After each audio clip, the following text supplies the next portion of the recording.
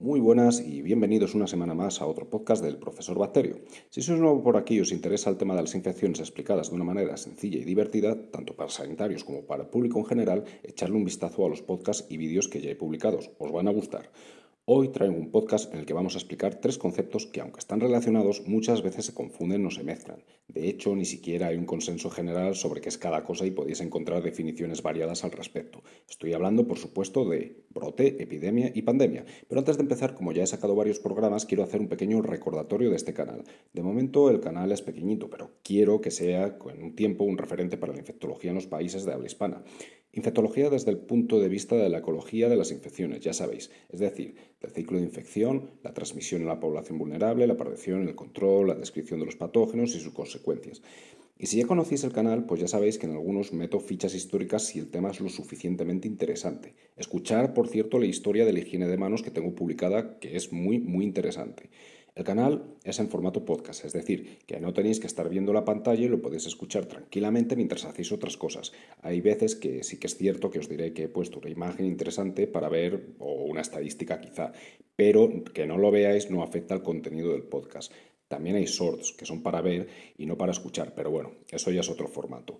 El contenido como tal, donde cuento las cosas con todo lujo de detalles, intento que sea de entre 10 y 20 minutos, un tiempo que considero que es el adecuado para mantener la atención y transmitir la información necesaria. Eso sí, hay alguna excepción que me paso de tiempo un poquito, como el podcast de las mascarillas, pero oye, entenderme es que hay temas que son muy difíciles de comprimir. En cualquier caso, si habéis llegado hasta este punto, que es más o menos 1 minuto y medio, 2 minutos, entiendo que sois gente con mayor capacidad de escucha que la media. Os doy la enhorabuena. Los que no han llegado hasta aquí, pues entiendo que son zetas que no son capaces de escuchar más de 30 segundos. En fin, el canal es para todos los públicos y sanitarios, pero para gente que al fin y al cabo sea capaz de mantener la atención al menos 10 minutos. Quédate hasta el final porque lo que hoy explico seguro que te va a ser de utilidad, para charlas de cuñados o para enseñarlo en los centros sanitarios. Soy el profesor Bacterio y bienvenidos a mi canal.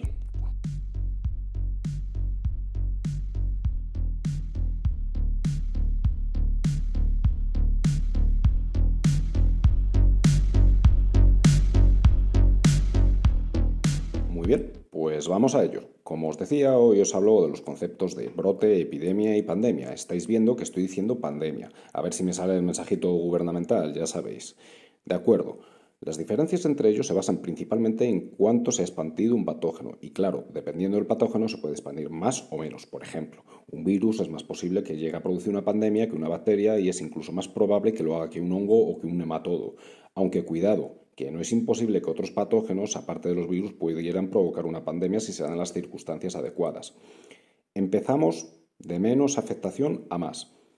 ¿A qué nos referimos con brote? Pues muy sencillo, se dan cuando aparece una enfermedad en un lugar determinado y durante un tiempo determinado. Si hablamos de un hospital, por ejemplo, pues pueden ser 2 o más casos del mismo patógeno en tiempo y espacio y que esos casos se hayan producido por transmisión entre ellos. Un par de ejemplos para que lo tengamos más claro, ¿vale? Tenemos a 2 o 3 pacientes con una infección de E. coli, una bacteria, en la orina, pero han venido de fuera del hospital con esa infección. ¿Es un brote? 3, 2, 1. En principio no. ¿Por qué digo que en principio no? Bien, si son personas que no se conocen de nada, viven en sus domicilios, no han tenido contacto entre ellas fuera del hospital y además sus E. coli son diferentes, pues obviamente estamos ante una coincidencia en tiempo y espacio. Esto es habitual verlo en unidades de geriatría, por ejemplo. Pero, ya estamos con los peros, ¿verdad? Pues sí. Y es que si resulta que vienen de la misma residencia, por ejemplo, y resulta que el análisis genético de esa E. coli dice que son exactamente el mismo organismo, entonces sí estaríamos ante un brote, pero el brote estaría en la residencia. Siempre y cuando los 3 casos que tenemos en nuestro hospital se mantengan en 3 casos y no empiece a transmitirse a otros pacientes, si se dan estas circunstancias, entonces diremos que es un brote importado. Ahora bien, como empieza a haber transmisión de estos pacientes a otros que no están infectados, entonces también tendremos un brote en nuestra unidad. Un brote de origen externo, pero un brote al fin y al cabo. Os voy a poner otra situación más sencilla. Un paciente, por ejemplo, con gripe. Ese paciente es asintomático y no se le pone el aislamiento porque no se ha hecho la prueba de gripe. Pues bien, imaginemos que empiezan a haber 2 o más casos de gripe en la unidad y resulta que son la misma cepa. Ese sería un brote típico, podríamos decir, en un hospital. Claro, que obviamente hay brotes de otras enfermedades fuera de los centros sanitarios. Vamos a imaginar un poquito más. Hay un barrio, ¿vale?, donde de repente empieza a haber casos de diarreas, las suficientes como para llamar la atención de sanidad. La gente que se encarga del seguimiento ve que la bacteria es Campylobacter, así que se pone a indagar más y preguntando y valorando diferentes escenarios, finalmente todas las pistas les llevan hasta la panadería del barrio. Realizan otra tanda de análisis y resulta que muchos de los panes y bollería están contaminados con Campylobacter. ¿Y cómo ha llegado esa bacteria hasta ahí?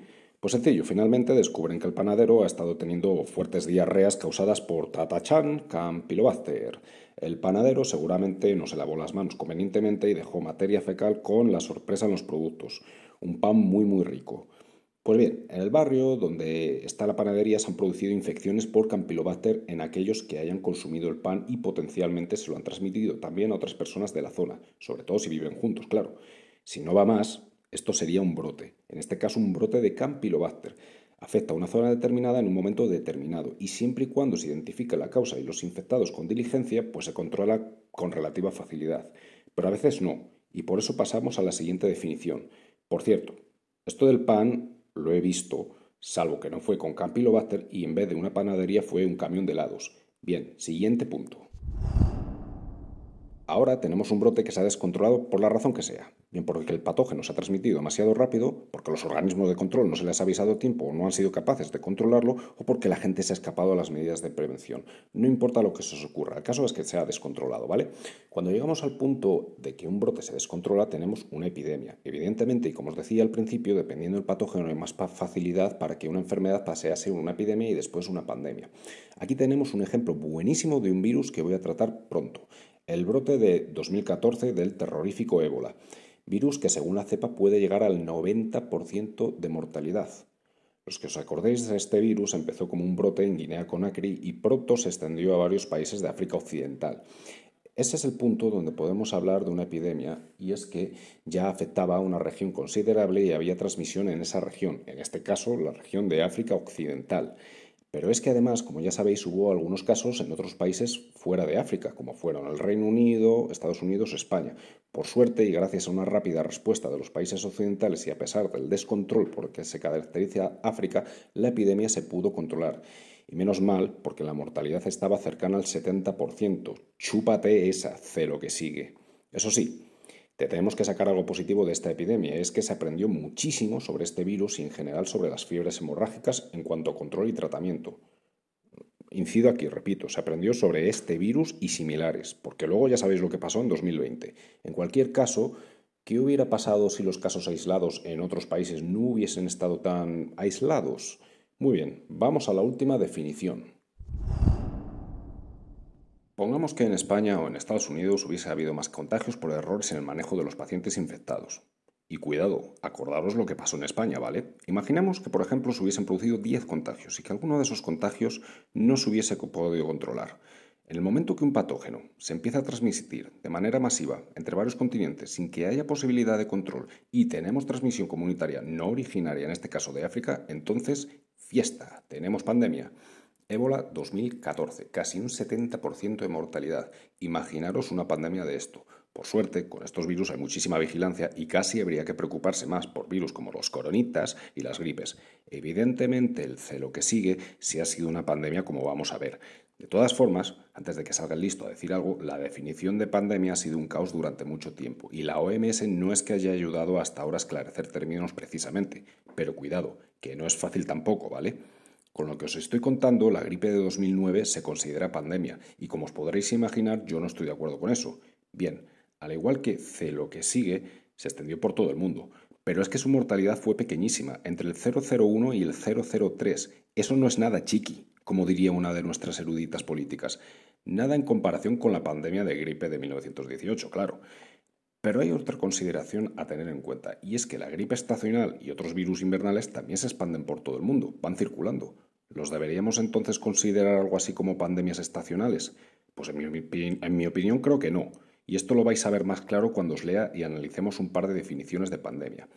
Bien, la primera definición, la del diccionario de la Real Academia Española de la Lengua, que dice lo siguiente: enfermedad epidémica que se extiende a muchos países o que ataca a casi todos los individuos de una localidad o región. Bueno, como se ve, para hacerse una idea está bien, pero no va al detalle y mezcla conceptos. En cualquier caso, no es trabajo de la RAE dar definiciones exactas que en este caso corresponden a los especialistas. Así que vamos a ver qué nos dice la polémica OMS, que después de dar tumbos durante años y cambiar la definición, han sacado una que personalmente me gusta bastante tras todo lo que ha pasado. Mejor tarde que nunca. Así que, bueno, la he traducido del inglés. Significa la propagación global de un patógeno o variante que infecta a las poblaciones humanas con inmunidad limitada o nula a través de una transmisibilidad sostenida y alta de persona a persona, sobrepasando los sistemas de salud con morbilidad grave y alta mortalidad y causando disrupciones sociales y económicas, todas las cuales requieren una colaboración y coordinación nacional y global efectivas para su control. No está mal, creo yo, me gusta. En cualquier caso, vamos a analizarla un poco si os parece. Vemos que con esta explicación a la gripe del 2009 podríamos sacarla de la definición de pandemia. Infectó a mucha gente, sí, pero su mortalidad y morbilidad eran muy bajas. ¿Puso a los sistemas sanitarios contra las cuerdas o causó disrupciones sociales y económicas? Pues realmente no. No más que la gripe de este año, por ejemplo. ¿Causó pánico? Sí, claro, por supuesto, gracias a la desinformación causada por organismos públicos y medios. Pero el pánico no entra en la definición de pandemia. ¿El celo que sigue entraría en esta definición de pandemia? Vamos a analizarlo. Propagación global de celo que sigue. Sí. Inmunidad muy baja o nula. También. Y ya sé que estaréis pensando en los asintomáticos, pero tenemos que ver el cuadro completo, ¿vale? Transmisibilidad que puso contra las cuerdas al sistema sanitario. Totalmente. Interrupciones económicas, sociales y necesidad de colaboración entre países. Está claro que sí. Aunque aquí podríamos excluir a nuestros amigos chinos, que colaboración, lo que se dice colaboración en las primeras fases de la pandemia, pues fue, en fin, ya sabéis. El último punto es sobre la alta mortalidad, pero no indica cuánta debe ser. ¿Y por qué no lo hace? Pues porque determinar la mortalidad real de un patógeno que ha afectado a casi todo el mundo es muy difícil. Si habéis escuchado mis otros podcasts, sobre todo el que nombro a la gripe de 1918, ya lo sabréis. Si me pedís mi opinión, yo diría un patógeno que al menos cause un 1,5% de mortalidad y que deje secuelas evidentes en una parte de la población infectada. Pero eso no resuelve el tema de la mortalidad real. Bien, aquí yo propondría como guía lo siguiente, que os lo divido en puntos para que sea más fácil y directo de entender. Muertes registradas en centros sanitarios o domicilios siempre y cuando tengamos confirmación de laboratorio que este patógeno ha sido el causante. No valdría, por ejemplo, alguien que ingresa por una cardiopatía y que por rutina detectamos que está infectado de ese patógeno.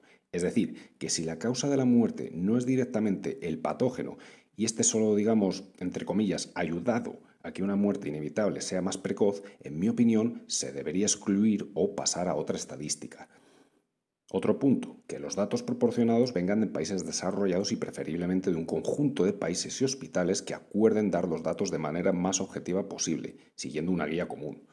Aquí excluyo a los países en vías de desarrollo o subdesarrollados porque desgraciadamente nunca sabremos la mortalidad real de los mismos. Otro punto es que las dictaduras como la China o la rusa se deberían excluir en la colaboración para esta estadística de mortalidad, porque sabemos que no van a colaborar en condiciones y si lo hacen, viendo lo que ha pasado desde el 2020, es muy posible que sus datos no sean verdaderos. Claro, que también podríamos meter aquí en nuestro país, ¿verdad? Pues como veis, quedan muchos factores sueltos y la mortalidad que obtendríamos sería de países desarrollados, generalmente democráticos o al menos con un sistema no democrático pero fiable, como podría ser por ejemplo Singapur, que tuvieran sistemas sanitarios que presuponemos buenos y una capacidad de análisis laboratorios también buenos. Además, los pacientes infectados tendrían más posibilidades de salvarse, ya que los mencionados sistemas sanitarios serían más capaces de salvar la vida de personas que, por ejemplo, los países subdesarrollados probablemente morirían. Es decir, que tendríamos unas tasas de mortalidad en unas condiciones de respuesta óptimas. Repito, no es ideal, pero si nos sale, digamos, por ejemplo, una mortalidad del 3% con todo esto que os he dicho en estos países, nos daría una idea de lo que puede estar pasando en el resto del mundo, que en principio deberían estar peor y temer más muertes, pero esto tampoco tiene por qué ser así, cuidado. El celo que sigue, sabemos que tenía predilección por la población anciana y con enfermedades. ¿Y cómo es la población de África? Eso, muy joven, así que la tasa de mortalidad podría ser mayor, igual o menor, pero probablemente menor, incluso a pesar de que sus sistemas sanitarios son pésimos o inexistentes. Ahora bien, Si cogemos una pandemia de gripe como la de 1918, que afectaba más a jóvenes, o una hipotética pandemia de ébola, ahí la cosa cambiaría y el modelo de análisis que propongo nos serviría y sabríamos muy probablemente que en África y ciertos países de Asia e Hispanoamérica la mortalidad probablemente estaría siendo mucho mayor. Pero como veis, eso ya dependería del patógeno. En cualquier caso, es difícil y esta nueva definición de la OMS cubre bastante y bastante bien de manera general todos los flecos, así que aceptemos pulpo como animal de compañía. Para que veáis las muertes causadas por C lo que sigue y los países que mejor y más han notificado casos y entendáis por qué digo todo esto, que he dicho, os dejo en la descripción del podcast el enlace con un mapa muy interactivo para que juguéis y veáis las diferencias. Y además os recomiendo un juegazo realmente bueno y divertido llamado Plague INC. Y no me han pagado nada, yo haciendo publicidad gratis como tonto, pero ya sabéis, todo sea por que la infectología crezca. Hay una última cosilla que me gustaría puntualizar y es sobre cuando se habla de pandemia, como por ejemplo pandemia de obesidad. Una pandemia debe ser contagiosa. Oiréis en los medios que dicen que hay una pandemia de obesidad u otra enfermedad, da igual. Bueno, bien, que cada vez haya más obesidad sea un problema terrible, afecta al sistema sanitario y provoque muertes no quiere decir que sea una pandemia, ya que no se contagie de una persona a otra, al menos no en la forma en la que lo hacen los patógenos en una pandemia como estamos comentando aquí. Creo que el término pandemia, al ser en sí mismo una palabra que asusta, se debería usar con mucho cuidado y solo cuando realmente sea necesario. En cualquier caso, espero que con este podcast estos términos os hayan quedado más claros. No va a ser la última vez que hablemos de ellos, ni mucho menos. Y por supuesto iré hablando de las pandemias más famosas que ha ido habiendo a lo largo del tiempo. Pero antes de eso, para el próximo podcast voy a empezar a meter los virus hemorrágicos, que tengo que decir que son mis favoritos, porque desde el punto de vista de la infectología son un auténtico reto. Así que hasta aquí el podcast de hoy. Ya sabéis, si no lo habéis hecho ya, suscripción, me gusta y compartir. El profesor Bacterio se despide hasta el próximo programa.